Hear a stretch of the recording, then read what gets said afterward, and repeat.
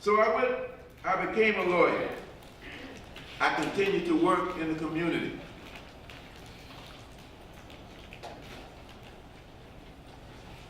I used the law to secure my place in the community. And eventually, my lawyering supported my place in the community. I never practiced law to make a whole lot of money. I practiced law so that the power that I had could be transferred in the struggle for me and other people. So that's a little different model than you have. So what does that mean? When I was in law school, it kind of freed me up. After that man told me about being at the bottom of the class, I knew I was going to be down there. That did not worry me one bit. After those required courses that you have to take in the first year, I took all kinds of courses that I liked. And I realized that I was gravitating toward criminal law.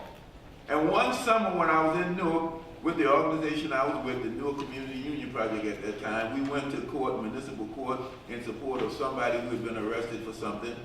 And I saw the quality of lawyering that was going on, supposedly, by those representing defendants standing before the court. And I realized that my mind was already figuring out in my head what the next question was going to be and how I would have defended this person if it was my client. I realized already that I was a better lawyer than they were. Because I had ingested all of that stuff that they were teaching me, and I was reapplying it for power. Eventually I got a chance to use those skills, because most of my law practice when I was actively practicing law was with criminal law. I did some civil practice, and I eventually did some civil defense, some negligence defense work for some of the big companies. But I did it on my own terms. So back to law school. I had a chance to learn to write. They didn't have specific classes at that time, but I learned to write. I already knew how to write. I was one of those who knew how to write. I'd gone to Amherst College, and they had beat the hell out of me with my writing, and I learned. I had been in Armstrong High School in Richmond, Virginia. I had been on the school paper, so I knew how to write journalistically. So I ended up writing three ways. I could write as a journalist, I could write as a romantic essayist, if you will, and I could write as a lawyer. I still like doing that. And if you look at my book, you're going to see some of all of that. But the writing, they certainly explain that the writing is different. And if you can think through what the issue is and put it on a piece of paper, you are far ahead of the group. You are personally empowered, and that's why lawyers are so important. Even though I don't practice law per se, I'm practicing law every day. I work now at Rutgers University. I do leadership development. Woo! All right. I do that all the time. So there's a process. And even though you don't consciously do it, you're lawyering. And I invite you and urge you to have that experience. So I was in the movement. I was expressing myself. Actually, I found out I could argue cases in the law school, in the hall of the law school one day. And I already had the feeling that I was going to do all right. But here was this guy named Stan Sanders, who was a black guy from Los Angeles. Stan Sanders was a Rhodes Scholar. Stan Sanders had been asked to try out for the Chicago Bears, and he made the decision, well, I'm going to go to law school and not professional football. So here we were, standing in the hallway, talking about civil rights.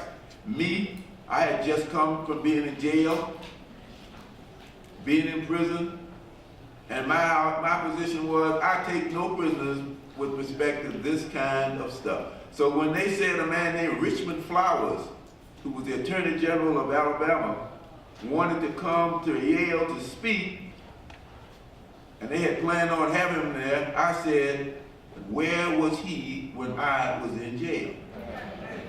Now that the Voting Rights Act is passed and all those black folks are on roll, he wants to be Mr. Liberal. I said, hell no. I took no position. Stan's position was, well, we need to hear what he had to say. So here you had two black lawyers arguing in the hall at Yale University. One with one position, one with the other. It attracted a crowd. People wanted to know what was going on. And so we became the centerpiece, but around us little side arguments were breaking out. Most of them were on Stan's side, very few were on my side. That's when I realized I could be a lawyer for the defense. Because you've got to be ready and willing to take the position that nobody else will take. Because when you enter that courtroom, very few people in there are going to be on your side, along with your client. And all of those people who are in the family of the defendant. Everybody else has already decided that your guy or your girl did it. So you got to prove that he didn't do it, as opposed to the presumption of innocence, it's the presumption of guilt. Now, if you like that, and I see some of you nodding your head, I can see that you will become great criminal lawyers. Because that's what you need to do. I still expect and hold myself to that high standard of what they call thinking on your feet. So I knew how to write, I knew how to argue. I had the confidence, a lot of the confidence came because I was in the movement. And so as I went on back to Newark, I learned to create a living for myself. Remember now, I'm going to be a lawyer, but I'm also going to be a lawyer with the people and for the people. So how are you going to make a living? This is the hardest thing right now. This is the hardest part of it all. But you got to think about it. You got to think about this ahead. So as we had a particular victory with housing, I became the person who learned how to do housing development, and I became the executive director of the nonprofit that was going to build the house. It was time to elect the first black mayor in Newark, Mayor Kenneth Gibson. I became his first campaign manager, and when he got elected, I got a job in City Hall. He and I didn't see eye and eye over a lot of things. I got fired because he was the mayor and I was not.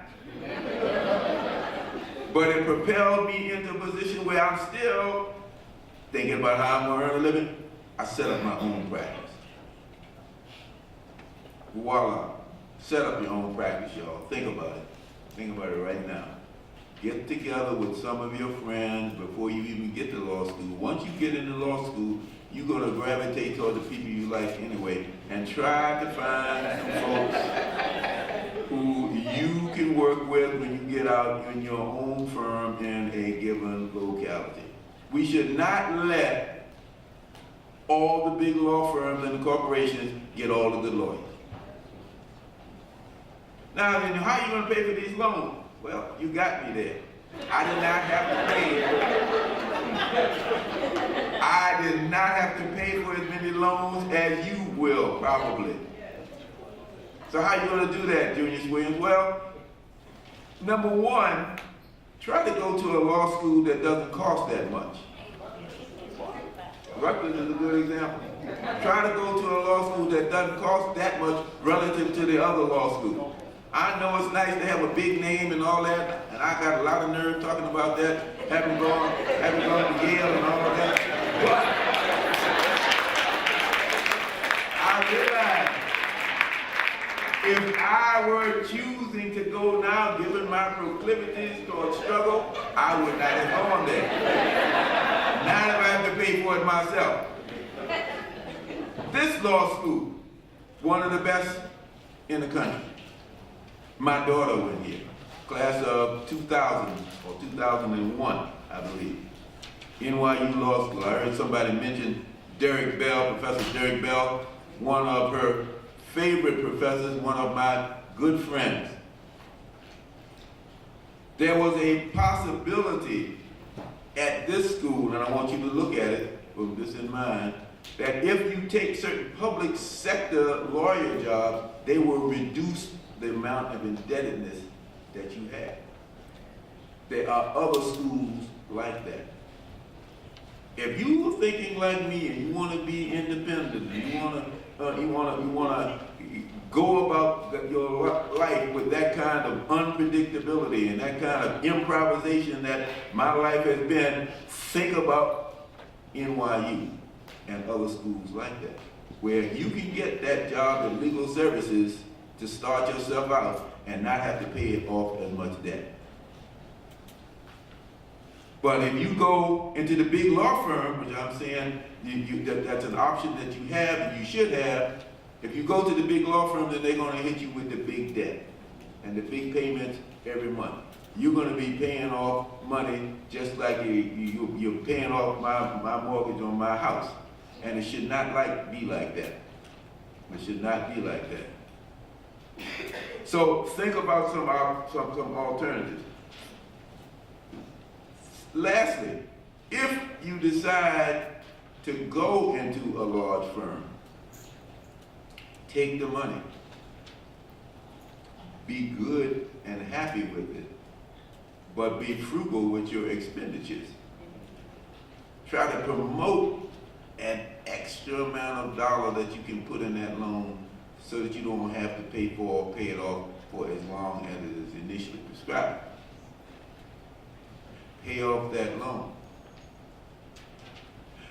While you're there, learn as much as you can. Then, remember those group of friends I was telling you about that you're going to talk to initially and develop? Get with those friends, each of whom is presumably maybe even at another large law firm or in the one with you. Collaborate on your skills, take those skills and go form your own practice. While you're in law school, think about some of the things that are going to make you free from all of the pondering kind of things you have to do when you're in some of those traditional forms of law. Look at what's going on in the whole electronic media field. There's a whole new body of law that's being developed with this. Look at international law. With all the trouble that we're stirring up around the world, some folks don't want Yankees, even though they might be black and brown Yankees coming forward. But there are a lot of places where you can still work and work better because you are black and brown, and that's who they want to see. But along with that comes, I would suggest, an obligation that you learn another language. How many of y'all speak a second language? That's excellent. That's excellent. I wish I could say that. After I get to parlez-vous français, that's it.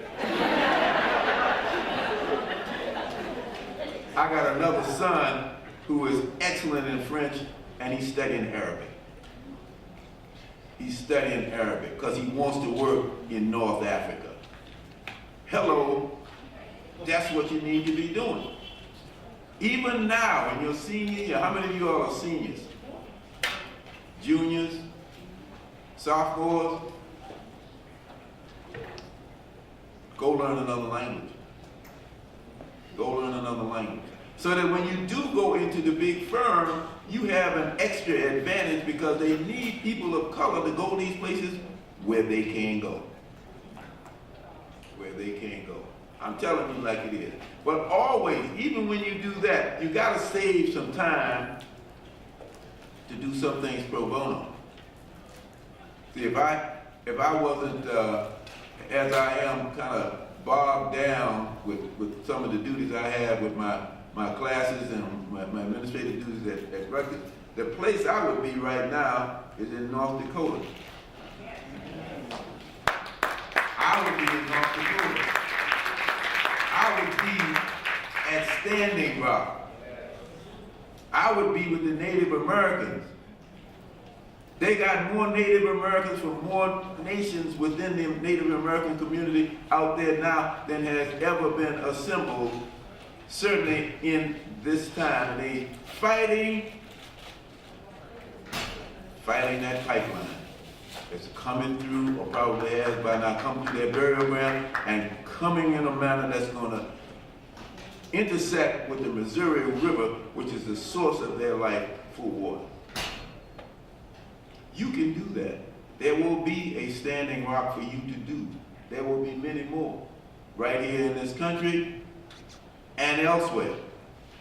But you got to get yourself ready to do that. You got to say, I'm going to be a lawyer. I'm going to use my power to help other people. I'm going to use my power to help myself. So as I close, I just don't want you to think of law as simply a function to get a good job. Because after all, what is a good job if it does not assure you the key to freedom? If you are not free, then I can't be free. And if all these other people out here, as we discussed earlier, are not free, then none of us are free. I want you to think about yourself as a social engineer, as a change agent, as a means by which you and all the people around you can get the freedom we need to have in this era of dark clouds brooding.